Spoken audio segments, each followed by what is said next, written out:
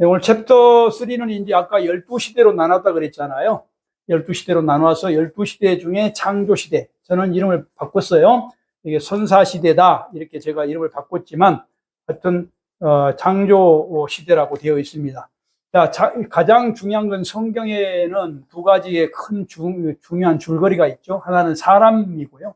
하나는 사건이잖아요. 그러니까 사람과 사건을 가지고 성경을 기록했어요. 이거는 뭐 성경뿐만 아니고 모든 것이 그렇죠. 설교는 사람과 사건을 말하는 것이고 성경 강해도 사람과 사건을 말하는 거잖아요. 두 가지를 설명을 하면 모든 것이 해결되는 것이고 오늘날도 마찬가지 아니에요? 우리 대화가 사람과 사건 설명한 거죠. 여기도 이제 선사시대도 사람과 사건을 가지고 설명을 하는데 그러려면 중요한 것이 사람 때문에 사건이 생긴 거잖아요. 사람이 중요한 거죠. 하나님께서 형상으로 만드셨다는 것도 그런 말이고요. 그래서 사람이 선사시대에 어떤 사람이 등장했는가 하는 것을 아는 것은 매우 중요하죠. 여러분, 선사시대의 중요한 인물이 누구예요? 첫 번째 아담일 것이고요. 두 번째는 아벨일 것이고요. 세 번째는 노아일 것이고, 네 번째는 누구예요? 니므롯, 바벨탑 사건의 니므롯. 이 네 사람입니다. 이건 바벨이라고 말했지만 저는 니므롯이다. 일체를 시키기 위해서 저는 니므롯으로 말합니다. 니므롯은 함족 출신 사냥꾼. 이름이 사냥꾼이지만 사실은 폭군이죠, 폭군. 오늘 같으면은, 하여튼, 폭력으로, 독재의 어떤 출발자 아닙니까? 네 사람이 등장한다. 이렇게 볼 수가 있습니다. 그러니까 네 사람을 설명하면 네 사람과 어떤 사건이 일어나는가를 설명하면 성경이 설명이 되는 거예요. 그러니까 첫 번째 아담입니다. 아담이 몇 년에 태어났는지 어떻게 할 수가 없잖아요. 제가 아까 말씀드렸어요. 선사시대는 연도를 말할 수 없어요. 그 자체에서 몇 살부터 몇 살까지 살았다는 걸 말할 수 있지만 그러나 몇 년이라는 말을 쓸 수가 없다고. 달력을 계산할 수 없으니까 중간에 계산하는 방법이 없으니까 우리가. 그러나 아담은 어떻든 간에 첫 번째 인물, 최초로 창조된 인물, 온 인류 중에 죄 없이 불법 없이 창조된 인물, 그리고 모태를 통하지 않고 하나님이 직접 흙으로 빚은 인물이 아담이죠. 아담은 매우 독특한 그런 거죠. 그래서 아담이란 뜻이 무슨 뜻이에요? 사람이란 뜻이잖아요. 사람이라는 뜻을 갖고 있다고요. 우리가 사람이잖아요. 우리가 아담이란 뜻이죠. 아담이 사람이라는 뜻이니까. 그래서 이게 아담이 그런 인물인데 사실상 아담이라는 인물이 창조됐잖아요. 모든 것이 창조됐어요. 우리는 창조설을 믿는 사람들이니까 창조됐는데 다른 것 6일 동안 창조된 것은 그저 5구절 정도로 기록되어 있어요. 그리고 창조한 다음에 보시기에 좋았다. 정말 놀랍다. 아름답다. 하나님이 기분이 좋았다. 감동받았다. 이렇게 쓰여 있어요. 근데 사람이 아담만 창조됐다고 하는 기사에는 그런 말이 없죠. 그러다가 하와까지 창조하시고 난 다음에 심히 좋았다라고, 보시기에 좋았다라고 기록하고 있죠. 창조의 절정이 사람의 창조인 것을 성경에서 말하고 있죠. 왜 사람의 창조가 절정일까요? 그건 형상이라는 단어 때문에 그래요. 자, 형상이 뭔가요? 형상이란 말은 모양이란 말이죠. 하나님은 영적인 존재이기 때문에 모양이 없어요. 그 말을 다른 말로 해석하면 신학자들은 인격이라고 해석해요. 인격이라고 하는 건 뭘까요? 마음이 밖으로 드러나는 것이 인격이죠. 마음이 뭘까요? 지정의가 들어있는 게 마음이죠. 이 마음은 장기예요, 장기. 눈에 보이는 장기, 대장, 소장, 간, 쓸개, 허파 이런 게 있지만 보이지 않는 장기가 우리 신학을 하는 사람들은 한 개가 더 있어요. 그게 마음이라고요. 그 마음속에 지정의가 들어있고 그것이 밖으로 나타나면 인격이에요. 그래서 신학적으로는 인격이 뭐냐면 많이 배운 사람을 인격자라고 하지 않아요. 이거는 세상 말입니다. 많이 배운 사람 인격자, 교수 인격자 이렇게 말하잖아요. 틀린 말이라고요. 국어사전은 그렇게 말하지만 모든 인간은 인격자예요. 차별이 한 개도 없어요. 똑같이 초등학교를 나왔든 대학교를 나왔든 박사를 받았든 그 사람이 노동자이든 정치인이든 관계없이 모두 다 인격자예요. 그 말이 형상으로 창조됐다는 말이라고요. 그렇게 인간은 창조됐어요. 그렇기 때문에 심히 보기에 좋았죠. 동물이나 식물은 인격자로 창조가 안 됐어요. 형상으로 창조가 안 됐어요. 그러다 보니까 어떻게 돼요? 그냥 인격이 없는 그런 존재, 생명체는 있지만 그렇게 됐기 때문에 사이를 둬서 심이라는 단어를 인간 창조에 쓰고 있다. 그 사람이 누구냐? 아담과 하와다라고 볼 수가 있습니다. 자, 아담과 하와, 사람이 창조됐어요. 창조가 되고 사람이 있으면 거기에는 반드시 법이 따라요. 사람이 있는 곳에는 법이 있다고요. 법이 없는 곳이 없어요. 예를 들면 우리 인간이 결혼했어요. 결혼했으면 그게 법이 생기죠.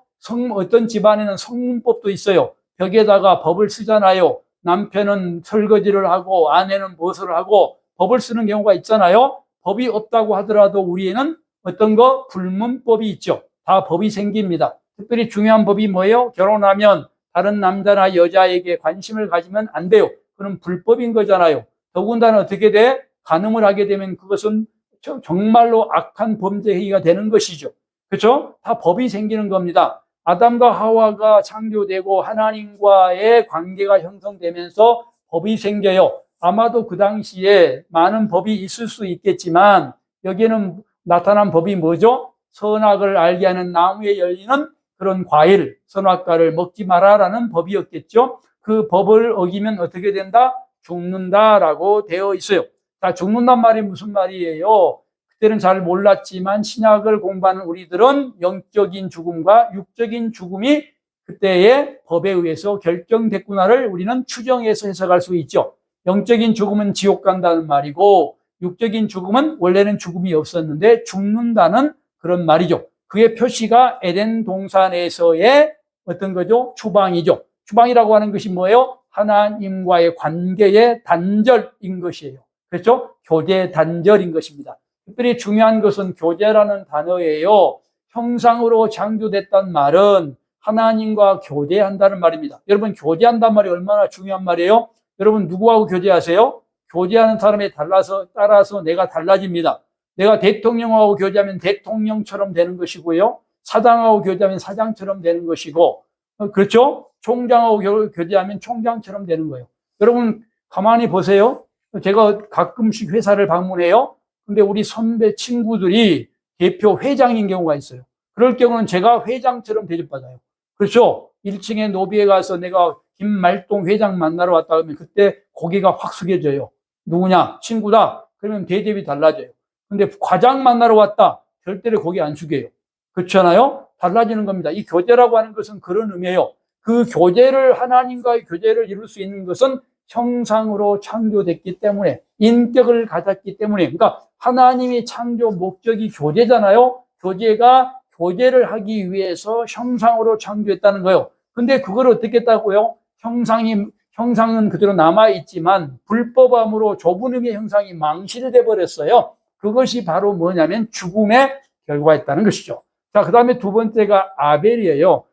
가인과 아벨을 낳는데 거기에는 뭐가 등장하죠? 첫 번째 등장, 여러 가지 사건이 있었지만 사건의 제사 사건이 나타나죠. 자, 하나님에 있어서 제사, 오늘 같으면 예배가 매우 중요하죠. 하나님을 믿는 자는 예배, 제사가 없이는 하나님을 믿는 자를 드러내는 방법이 없어요. 그래서 하나님을 믿는 자는, 예수를 믿는 자는 예배가 1번이어야 돼요. 예배가 1번이 안 되면 이 사람은 하나님을 믿지 않은 자일 수 있고, 믿는다고 할지라도 아직은 유치원생 이하인 거예요. 다른 것 차치하고 성경을 알고 모르는 것은 그 다음 이야기고, 예배를 소홀히 하는 사람은 그 사람은 어떤 사람이냐? 하나님을 믿지 않는 사람이거나 믿어도 아직은 유치원생이다. 이렇게 여러분이 보시면 되는 거예요. 그렇죠? 그러니까 그런 이야기가 되는 겁니다. 어떻든 여기에 아벨과 가인 사건을 설명하면서 뭘 갖고 설명해요? 제사를 설명해요. 여러 가지 사건이 있었지만 가장 중요한 것이 뭐였으니까 제사였을 것이기 때문에, 그래서 제사를 가지고 어떻게 이 사람은 제대로 한 사람이고 이 사람은 제대로 한 사람이 아니라고 판가름을 해요. 왜 그래요? 판가름을 해야 우리가 살지요. 모델로 제시했다고요. 다윗을 제시해서 다윗처럼 살면 안 돼, 간음하거나 살인하면 안 돼를 말하고, 또 어떤 면에서는 다윗처럼 살아야 돼, 하나님을 믿었잖아, 이렇게 모델을 제시해서 우리에게 시청각 교육을 하시잖아요. 하나님을 믿는 자에게 시청각 교육을 하시기 위해서 사람을 사용한 경우가 있다고요. 우리가 오해하면 안 돼요. 다윗은 무조건 좋은 사람이다 이런 말을 한 적은 한 번도 없어요. 사람은 다 좋을 수가 없어요. 어떤 면에서는 잘못하고 어떤 면은 잘할 수 있는데 성경에 잘하는 것을 말한 것은 이렇게 살아라고 하는 것이고 잘못한 걸 말하는 것은 이렇게 살면 안 된다는 것을 말해주는 거다라는 거죠. 자, 가인과 아벨도 마찬가지죠. 가인과 아벨을 설명을 해요. 가인과 아벨을 가지고 뭘 갖고 설명을 해요? 예배를 가지고 제사를 가지고. 근데 가인은 어떻게 했다고요? 열심히 농사를 지어서 농산물을 제시했다. 근데 아벨은 뭘 제시했다? 피의 제사, 짐승을 잡아서 드렸다. 근데 아벨 제사를 받았다. 이 논쟁이 굉장히 많았어요. 저는 예전에는 어떻게 받았냐면 피의 제사든 그의 농산물 제사든 그 사람 마음속에 무엇이 있는가에 따라서 달라졌다고 생각을 했었어요. 근데 저는 그렇지 이제 신학을 공부하고 성경을 연구를 해보니까 피의 제사가 법으로 있었던 것 같아요. 신약까지 연결해 보면 모든 제사는 피의 제사예요. 예수님이 피를 흘리셨고 그전에는 번제, 소제, 속죄제, 속건제, 화목제가 피를 흘린 제사였어요. 그러니까 그때도 법이 피가 있었을 거라고 저는 예상이 되어져요.